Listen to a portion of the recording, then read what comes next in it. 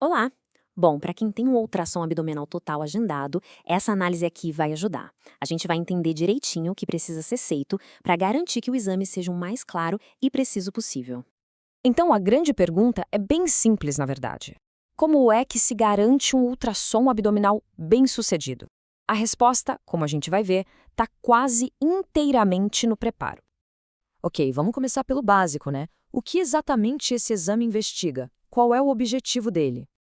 Olha, o ultrassom abdominal total serve para visualizar os principais órgãos ali do abdômen, como o fígado, o baço, o pâncreas, os rins e, lá embaixo, a bexiga.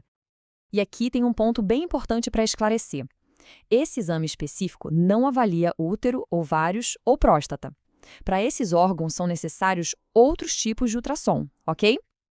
Agora sim, vamos ao ponto principal, as 3 regras de ouro do preparo. Entender isso aqui é a chave para o sucesso do exame. São 3 passos bem diretos. Olha só.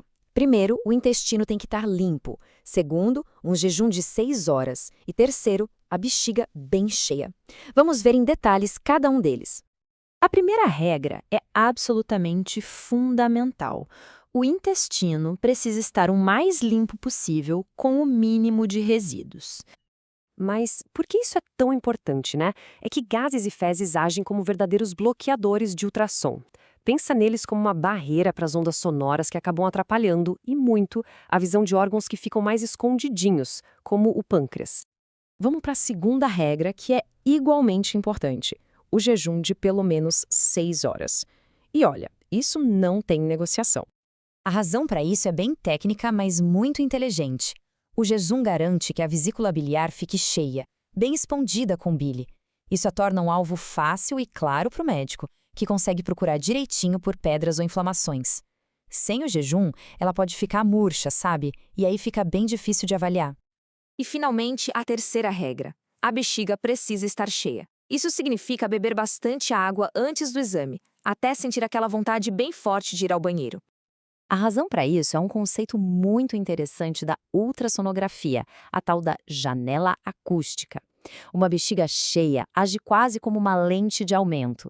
Ela empurra as alças do intestino para fora do caminho e isso cria uma janela limpinha, cheia de líquido, por onde as ondas do ultrassom passam e revelam as paredes da bexiga em detalhes. Mas mesmo com o preparo todo certinho, existem alguns fatores que podem dificultar a obtenção de uma boa imagem. Vamos dar uma olhada neles. Os 3 principais obstáculos são aqueles que a gente já falou, como fezes e gases, mas também a gordura no fígado e, um ponto crucial, a camada de gordura na própria parede do abdômen. É que uma camada mais grossa de gordura na barriga pode distorcer e até enfraquecer as ondas do ultrassom antes mesmo delas chegarem nos órgãos. Isso dificulta a formação da imagem e, claro, pode reduzir a clareza do diagnóstico. Então, como é que a gente pode contribuir ativamente para um diagnóstico mais preciso? A palavra-chave aqui é colaboração. E aqui a gente chega num ponto fundamental. Resumido nesta frase, o ultrassom trabalha com comparação. A comparação é essencial. O radiologista está sempre comparando o que vê na tela com o que é esperado e, claro, com exames anteriores. E como essa comparação é feita? Com 2 ferramentas importantíssimas. Primeiro, as informações do médico que pediu o exame, com os sintomas e as suspeitas. E segundo, muito importante, os exames anteriores.